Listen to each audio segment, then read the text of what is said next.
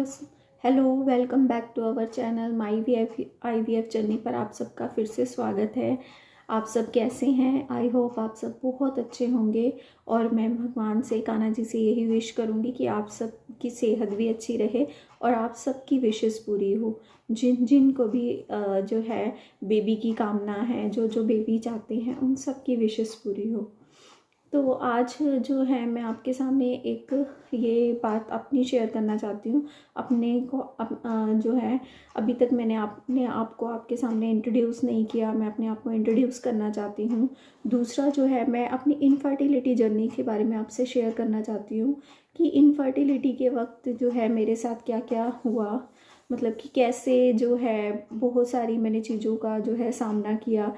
क्योंकि मैं आप सबके साथ इसलिए शेयर करना चाहती हूँ, अगर आपके साथ भी ऐसा कुछ होता है तो आप भी मेरे साथ शेयर कर सकते हैं, आप मुझे कमेंट कर सकते हैं। तो मैं सब आपके साथ इसीलिए शेयर करना चाहती हूँ। तो आज जो है मैं आपको ये बताऊंगी। सबसे पहले मैं आपको ये कहना चाहूँगी कि बहुत से ऐसे सब्सक्राइबर हैं जो सब्सक्राइबर भी हैं और व्यूअर्स भी हैं। व्यूअर्स आते हैं लेकिन वो सब्सक्राइब नहीं करते हैं। तो मैं आपको यही कहूँगी कि आप जो है आपसे ये रिक्वेस्ट है मेरी कि आप प्लीज़ प्लीज़ प्लीज़ मुझे सपोर्ट कीजिए। और अगर आप व्यू कर रहे हैं तो आप उसको सब्सक्राइब भी ज़रूर कीजिए। क्योंकि देखो, सब्सक्राइब करने में तो किसी का ऐसा नहीं है कि इसमें कोई पैसे लगते हैं। अगर आपको मेरी वीडियो पसंद आती है तो प्लीज़ उसे सब्सक्राइब ज़रूर कीजिए। अगर आप उसे व्यू कर रहे हैं तो आप प्लीज़ उस सब्सक्राइब का बटन भी ज़रूर दबा दीजिए। क्योंकि आने वाली वीडियोस में मैं आपके साथ बहुत कुछ शेयर करना चाहती हूँ, आपको इससे हेल्प ही मिलेगी। ठीक है, तो अभी जो है मैं आपके साथ ये शेयर करना चाहती हूँ कि सबसे पहले तो मैं आपको ये बताऊँगी कि मेरा जो नेम है वो है दीपी और मैं हरियाणा से हूँ। और मेरी शादी जो है वो हरियाणा में ही हुई है।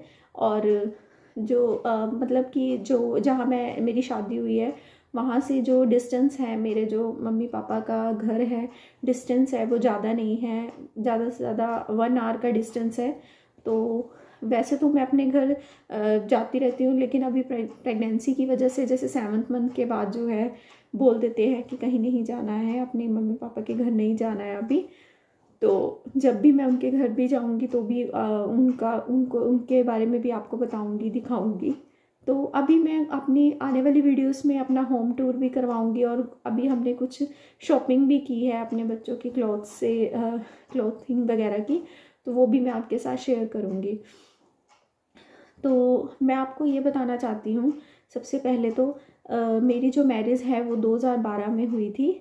2012 के बाद जो है मैंने मतलब कि स्टडी कर रही थी उस वक्त। मेरी जो मैरिज थी वो 22 की एज में मेरी मैरिज हो गई थी। तो अभी मैं स्टडी कर रही थी 3 साल। तो मतलब मैंने MSc किया हुआ है, MCA किया हुआ है कंप्यूटर साइंस में। तो मैंने 3 साल तो बिल्कुल भी मतलब मेरे माइंड में कभी आया ही नहीं कि हाँ ऐसा कुछ होगा कि मुझे प्रेगनेंसी नहीं होगी, या मतलब इससे रिलेटेड कभी उसके बारे में सोचा ही नहीं। क्योंकि अभी जो मेरी शादी जल्दी हो गई थी तो मेरे जो फ्रेंड सर्कल थी उनमें भी किसी की अभी शादी नहीं हुई थी। तो मेरे दिल में ऐसा कुछ भी नहीं था, माइंड में ऐसा कुछ नहीं था कि नहीं ऐसा कुछ होगा। और घर वालों ने भी इतना कोई फोर्स नहीं किया कि हाँ नहीं तुम्हें बेबी कर लेना चाहिए या शादी के बाद बेबी कर लेना चाहिए, जल्दी कर लेना चाहिए। ऐसा कुछ उन्होंने किसी ने भी, चाहे वो मेरे मायके वाले हैं, ससुराल वाले हैं, कि किसी ने भी जो है इससे रिलेटेड मुझे बोला ही नहीं। तो एक दो बार कोई बोलता भी था तो हम इतना ध्यान भी नहीं देते थे उस बारे में। तो बल्कि वो यही कहते थे कि अपनी स्टडी कंप्लीट कर लो और हस्बैंड का भी जो है वो इतने सेटल नहीं थे तो वो सेटल हो जाए तो जो है फिर हम जो है बेबी के बारे में सोचेंगे। तो आफ्टर 3 इयर्स जब मैंने बेबी के बारे में सोचा तो मतलब कि मुझे कंसीव भी हो गया था। लेकिन वो 15 डेज़ के बाद जो है वो मेरा मिस कैरेज हो गया था। उसका तो मुझे रीज़न ही समझ नहीं आया था कि क्या हुआ। मैं बहुत खुश थी और उसके बाद से मेरी लाइफ ही बिल्कुल मतलब बिल्कुल चेंज हो गई। मैं उसके बाद से मेरे को बस हर वक्त बस यही टेंशन लगी रहती थी, इस चीज़ की टेंशन लगी रहती थी कि बस जो है मुझे कंसीव होगा कि नहीं होगा। मेरी एज भी इतनी नहीं थी, 25 एज थी। जब मैंने स्टार्ट किया ये जर्नी मेरी स्टार्ट हुई इनफर्टिलिटी को लेकर, तो उस वक्त मतलब जो मेरे साथ उस वक्त भी मैंने जब किट में चेक किया तो मैंने बहुत बार किट में चेक किया, 10 से 12 बार किट में चेक किया, बहुत 2-3 अल्ट्रासाउंड करवाए और अल्ट्रासाउंड में कुछ भी शो ही नहीं कर रहा था, कुछ भी समझ में ही नहीं आ रहा था। सब ये कह रहे थे कि कोई बात नहीं, एक बार ऐसा हो गया, सेकेंड टाइम में कंसीव हो जाएगा। लेकिन उस वक्त से लेकर अब तक जो है मेरी लाइफ बिल्कुल चेंज हो गई। मैंने बीच में शादी के बाद जॉब भी करती रही हूँ। अभी मैंने सडनली जो है करंटली जॉब जो है वो अपनी छोड़ी है प्रेग्नेंट होने के बाद। उससे पहले मैं कंटिन्यूसली एक लेक्चरर की टीचिंग की जॉब कर रही थी। तो उसमें क्या था कि जब मैं जॉब कर रही थी तो मतलब मेरे को कोई भी पर्सन मिलता था, किसी से भी मैंने जॉब करती थी। मैंने बहुत सी जॉब्स चेंज भी की हैं, स्कूल्स में भी जॉब की है, लेक्चरर की जॉब की है, मार्केटिंग की जॉब की है।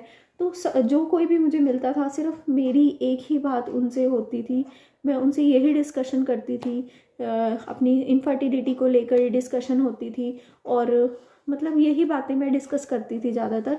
तो मेरी मतलब हर एक मोड़ पे, हर एक जो है मतलब मुझे ये होता था कि जल्दी जल्दी टेस्ट करवा लूँ मैं और जल्दी जल्दी इसका रिज़ल्ट मुझे मिल जाए।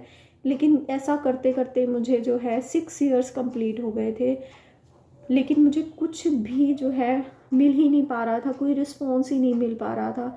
इतने टेस्ट करवाए मैंने, HSG टेस्ट करवाया, उसमें कितना पेन होता है जो HSG टेस्ट होता है। मतलब तब से मेरी जर्नी स्टार्ट हो गई। पहले मैंने HSG टेस्ट करवाया, फिर मैंने आयुर्वेदिक मतलब कि पहले डॉक्टर से मेडिसिन्स लेती रही, उसके बाद मैंने आयुर्वेदिक मेडिसिन्स भी ट्राई की। लेकिन आयुर्वेदिक मेडिसिन्स में क्या होता था कि वो मुझे सूट नहीं करती थी। आयुर्वेदिक मेडिसिन से मुझे जो है बहुत सारे जो है पूरे बॉडी पे जो है एलर्जी हो जाती थी, पिंपल्स हो जाते थे, कई बार तो मुझे फीवर भी हो जाता था। मतलब बहुत कुछ मेरी लाइफ में होता रहा। मेरे को डॉक्टर मतलब कोई मैंने ऐसा डॉक्टर नहीं छोड़ा था जिसके पास मैं ना गई हूँ। जो मेरे मायके के आसपास के जो डॉक्टर थे उनसे कंसल्ट करना, किसी के कोई मुझे कुछ भी बताता था कि आपको ये करना चाहिए, आपको ये करना चाहिए, आपको ये खाना चाहिए। कितनी मेडिसिन्स तो मैंने ये खाई है कि जिसमें 1 हफ्ते तक बिल्कुल भी नमक नहीं खाना होता था, सिर्फ मीठा खाना होता था। वैसी वाली मेडिसिन्स भी मैंने खाई हैं। और मतलब कि किसी को इतनी टेंशन नहीं होती थी, कोई इतना ज़्यादा नहीं सोचता था, लेकिन मुझे बहुत टेंशन होती थी। मेरी मम्मी के पास भी मैं जाती थी। मतलब बिल्कुल ये था कि मैंने अपनी लाइफ में ना इंजॉय करना, किसी की शादी में जाना, किसी के घर बेबी होता था तो मतलब मुझे कोई मिलता था। फिर मेरी फ्रेंड्स की भी शादी होती गई, ऑलमोस्ट सभी की शादी हो गई या सभी के पास बेबी भी है।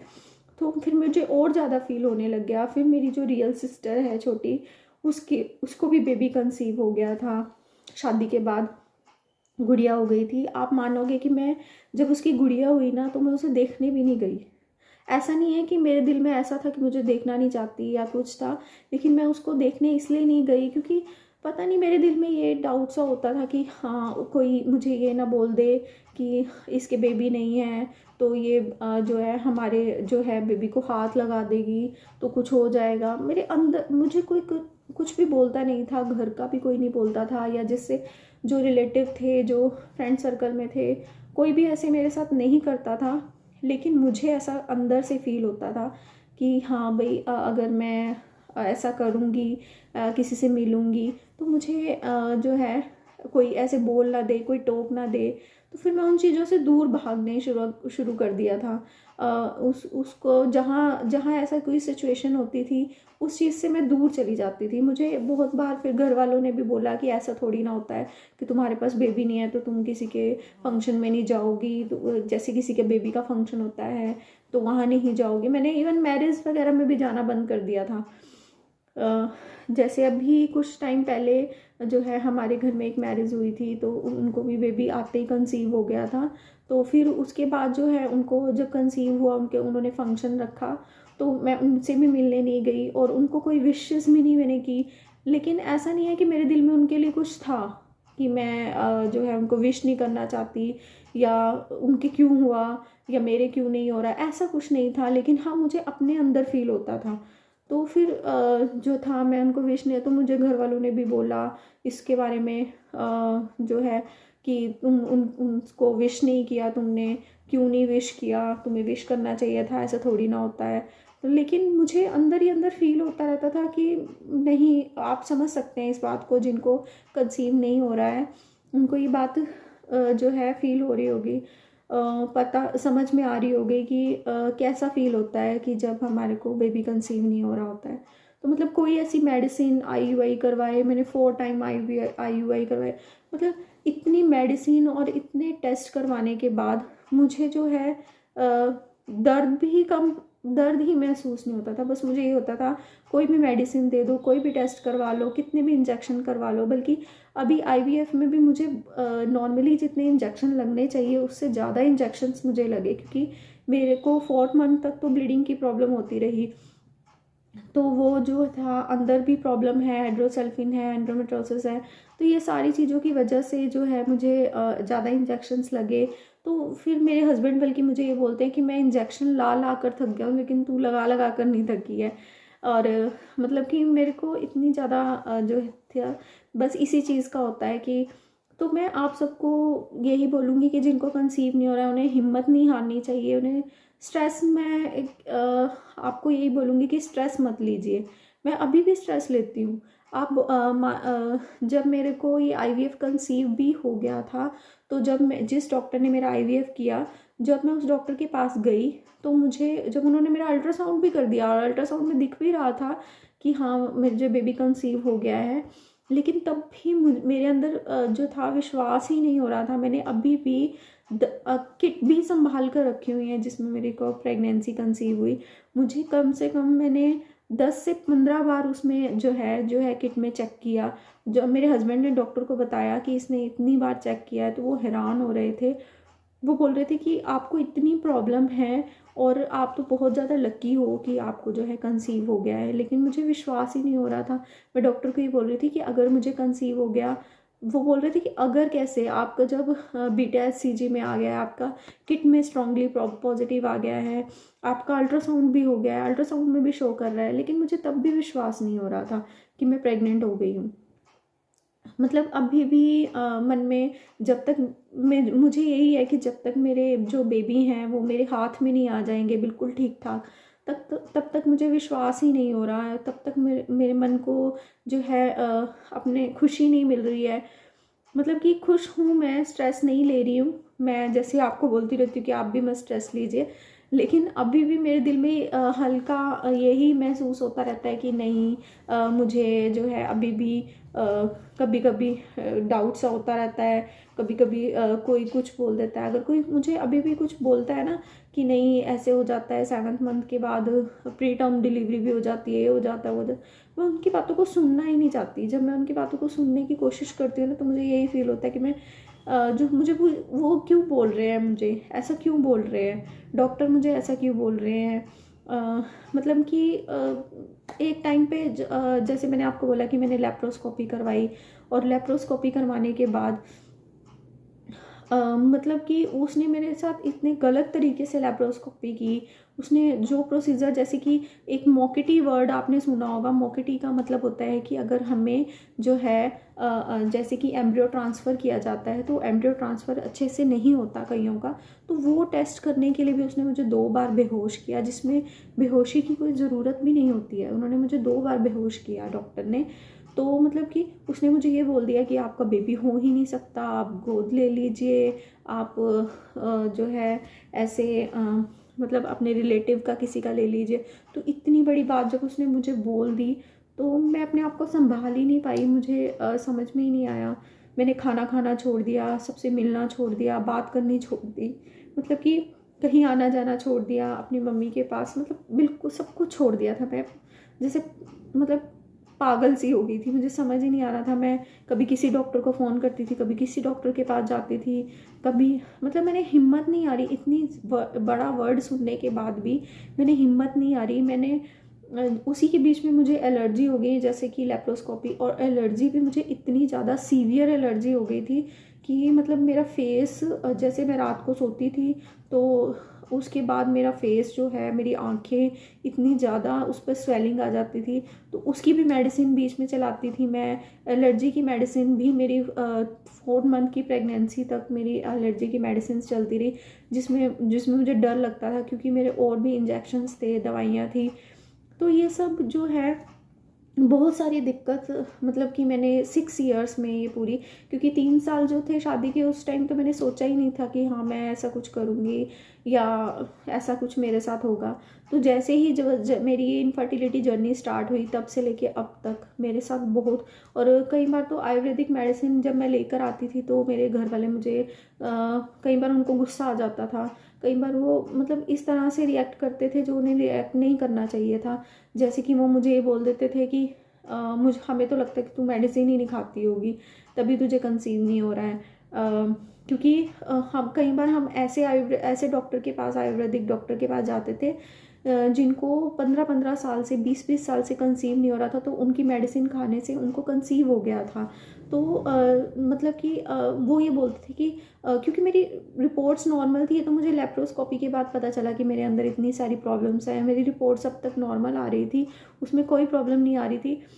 तो वो बोलते थे कि जब रिपोर्ट्स नॉर्मल हैं, सब कुछ नॉर्मल है, तो ऐसे कैसे हो सकता है कि मेडिसिन खाने से जो है तुम्हें कंसीव नहीं हो रहा है। तो वो ये बोलते थे कि हो सकता है तुमने, मेरे हस्बैंड ऐसा कभी नहीं बोला उन्होंने, लेकिन होता है ना कि रिलेटिव, कई बार कोई ना कोई ऐसा रिलेटिव होता है जो बोल देता है। तो मेरे को वो बोल देते थे कि नहीं, हो सकता है तुम मेडिसिन ही ना खाती हो या टाइम पर ना लेती हो मेडिसिन। तो मैं उनको बोलती थी कि ऐसा कैसे कैसे हो सकता है। जब मैं हॉस्पिटल में अंदर जाती हूँ, ऑपरेशन करवाने जाती हूँ, तो मेरे घर वाले, अब बल्कि वो मुझे बोलते थे, जब मैंने लेप्रोस्कोपी, हिस्ट्रोस्कोपी, 4 बार हिस्ट्रोस्कोपी करवाई, 1 बार लेप्रोस्कोपी करवाई, तो ये बोलते थे कि तू कैसे चली जाती है ऑपरेशन थिएटर के अंदर, तुझे डर नहीं लगता है। मुझे डर लगता ही नहीं था, क्योंकि मुझे ये होता था कि मेरे साथ, मेरे शरीर के साथ कुछ भी हो रहा हो, लेकिन मुझे जो है कंसीव करना ही करना है, मुझे बच्चा जो है चाहिए ही चाहिए। तो मैंने जब फिर उसके बाद किसी डॉक्टर को फ़ोन करना, डॉक्टर के बारे में सर्च करना, यहाँ का सक्सेस रेट क्या है, कुछ हमारे को ऐसा नहीं है कि हम बहुत अच्छे जो है फैमिली से, बहुत सारे हमारे पास फाइनेंशियली बहुत अच्छे हैं हम, कि हमारे पास बहुत सारा पैसा है और हमने जो है बस सोचना नहीं है और चले जाना है और करवाना है, ऐसा नहीं है। पैसे के बारे में भी सोचना पड़ता था, फाइनेंशियली भी प्रॉब्लम थी, बीच में मुझे जॉब भी करनी पड़ती थी। जैसे अब रात को अगर मैं IUI करवाती थी तो मैं बिल्कुल भी रेस्ट नहीं करती थी, अगले दिन मुझे जॉब के लिए जाना पड़ता था। तो बीच में जॉब भी करना जो है, बीच में मैंने बल्कि 2-2 जॉब्स भी की हैं, एक साथ 2-2 जॉब्स भी की हैं। फिर मेडिसिन वगैरह लेने भी जाना, बहुत दिक्कत होती थी, बहुत दिक्कतों का सामना करना पड़ा मुझे। बहुत सारी प्रॉब्लम्स होने के बाद जो है मेरी भगवान ने सुनी है। तो जिन जिन को भी नहीं हो रहा है, कोई प्रॉब्लम है आपको, तो आप बिल्कुल भी हिम्मत मत हारिए। अगर आपका एक अटैम्प्ट में नहीं हुआ है तो दूसरे अटैम्प्ट में हो जाएगा, दूसरे अटैम्प्ट में नहीं हुआ है तो थर्ड अटैम्प्ट में हो जाएगा। और मैंने भी ऐसा सोचा नहीं था कि मुझे फर्स्ट अटैम्प्ट में हो जाएगा। डॉक्टर ने बस मुझे एक ही बात बोली थी कि 50% में से 30% जो है वो हमारा, जो 20% आपका IVF जो है अपने आप प्रोसीजर से सक्सेसफुल होगा, और 30% जो है वो आपकी सोच, आपके स्ट्रेस लेवल से डिपेंड करेगा कि आपको कितना स्ट्रेस है, उसी के अकॉर्डिंग जो है आपको कंसीव होगा। तो 30% इस बात पर डिपेंड करता है कि आप खुश रहते हैं, आप सोचते नहीं हैं। तो मैंने जो जिस तरह का मेरा माइंड है ना, तो मैं ये नहीं कहूँगी आपको कि आप जो है टेंशन मत लीजिए, क्योंकि मेरी हैबिट है कि अगर वो मेडिसिन भी मुझे बोल देते हैं तो मैं उसको सर्च करती हूँ, इसीलिए मुझे जो है इससे रिलेटेड ज़्यादा से ज़्यादा नॉलेज है। तो लेकिन फिर मैं उसके बारे में सोचती रहती हूँ, स्ट्रेस लेती रहती हूँ। तो फिर मैंने अपने आप को इस चीज़ से दूर कैसे किया, मैंने अपने आप को इससे दूर ऐसे किया कि मैंने घर के काम जो है वो अपने पूरे करती थी। मुझे अच्छी अच्छी डिशेस बनाना भी बहुत अच्छा लगता है, तो मैं अच्छी अच्छी डिशेस बनाती थी, घर वालों को खिलाना। और जो है घूमने का तो मुझे इतना ज़्यादा शौक़ नहीं है, इतनी ज़्यादा मेरी हैबिट नहीं है। अपनी मम्मी के पास में मैं बहुत कम जाती हूँ। कुछ जो है, हाँ, मैं स्टडी में अपना ध्यान देती रहती हूँ। अभी जैसे मैंने यूट्यूब एक स्टार्ट किया है, प्लेटफॉर्म स्टार्ट किया है, तो मुझे तो उसमें इसीलिए मैं आपको बोल रही हूँ, ये प्लेटफॉर्म में मुझे आपके सपोर्ट की बहुत ज़्यादा ज़रूरत है। तो आप प्लीज़ मुझे सब्सक्राइब ज़रूर कीजिए। तो मैं यही बोलूँगी कि आप अपना माइंड डाइवर्ट कीजिए। अगर क्योंकि इसमें स्ट्रेस रहता है, हमें अपने स्ट्रेस को हटाने के लिए हमें अपने माइंड को डाइवर्ट करना है। माइंड को डाइवर्ट कैसे करना है? अपने घर के काम कीजिए, हल्के फुल्के काम कीजिए। अब इससे ज़्यादा प्रॉब्लम तो क्या होगी कि जब मुझे ब्लीडिंग भी होनी शुरू हो गई थी तो मैं एक दिन ही रेस्ट करती थी, अगले दिन से फिर से काम में लग जाती थी। इसी तरह से मेरे जो है प्रेगनेंसी का टाइम जो है बीत रहा है। इसी तरह से अभी भी मुझे घर वाले ये बोलते हैं कि नहीं, आप मेड रख लो, आप काम के लिए मेड रख लो, आप अब 2 मंथ्स रह गए हैं। लेकिन मैं यही कहती हूँ कि नहीं, मैं अगर मैं खाली बैठी रहूँगी तो मैं यही सोचती रहूँगी, और अगर मैं यूट्यूब भी चलाऊँगी तो मैं यूट्यूब पे भी यही सर्च करती रहूँगी। तो ये है कि अपना मैं घर का काम हल्का फुल्का जितना मेरे से हो सकता है वो करती रहती हूँ, अपने माइंड को डाइवर्ट करती हूँ, भगवान पर ध्यान देती हूँ। जैसे मैंने आपको बोला कि मेरा माइंड जो है पहले सेट नहीं होता था, तो मैंने कान्हा जी ले आई, कान्हा जी के काम करती रहती थी, उनको उनके जो है कपड़े लेकर आना, उनका बर्थडे मनाना, उनको तैयार करना, उनको नहलाना धुलाना। मतलब कि किसी भी तरह से हम अपने माइंड को डाइवर्ट कर लेंगे, किसी भी चीज़ में लगा लेंगे, चाहे वो घर के काम है, स्टडी है, या जॉब करना है, या भगवान की साइड अपना माइंड डाइवर्ट करना है। तो उसी तरह से अपना माइंड जो है आप डाइवर्ट कीजिए। जितना आप अपने माइंड को डाइवर्ट करेंगे उतना ही आपका इस बात से ध्यान हट जाएगा, और जितना आप इस बात से ध्यान हटा लेंगे तभी आपको कंसीव होगा। अगर आप उस चीज़ को बार बार सोचते रहेंगे कि ऐसा होना है, ऐसा करना है, तो कभी भी आपको कंसीव होने में बहुत ज़्यादा मुश्किल होगी। और अगर कंसीव भी हो जाएगा तो फिर वो जो है कंटिन्यू नहीं कर पाएगा। तो आप जो है उस चीज़ को अपने माइंड से हटाकर डाइवर्ट कीजिए, अपने माइंड को किसी भी ऐसे काम में लगाइए जिसमें आपका मन लग रहा है। जैसे कि अगर अगर मैं किसी भी टाइम उदास होती हूँ, मेरा मन नहीं करता है कुछ भी, मेरा टीवी देखने का भी मन नहीं करता, मोबाइल चलाने का भी मन नहीं करता, तो मुझे जो डिश पसंद होती है ना, तो मैं वो डिश बनाना शुरू कर देती हूँ। ठीक है, तो आप जो है उसमें अपना माइंड डाइवर्ट कीजिए। ठीक है, तो आई होप कि आपको जो है जो मेरी वीडियो आज की जो है पसंद आई होगी। तो अगर आपको मुझसे रिलेटेड कोई आपको अपना कोई डाउट है, या कोई ऐसी थिंकिंग आप रख रहे हैं कि जो मुझसे आप शेयर करना चाहते हैं, तो आप मेरे साथ वो भी शेयर कर सकते हैं। तो प्लीज़ मेरी वीडियो को लाइक कीजिए, शेयर कीजिए, कमेंट कीजिए, और बेल आइकन पर जरूर क्लिक कीजिए। Thank you.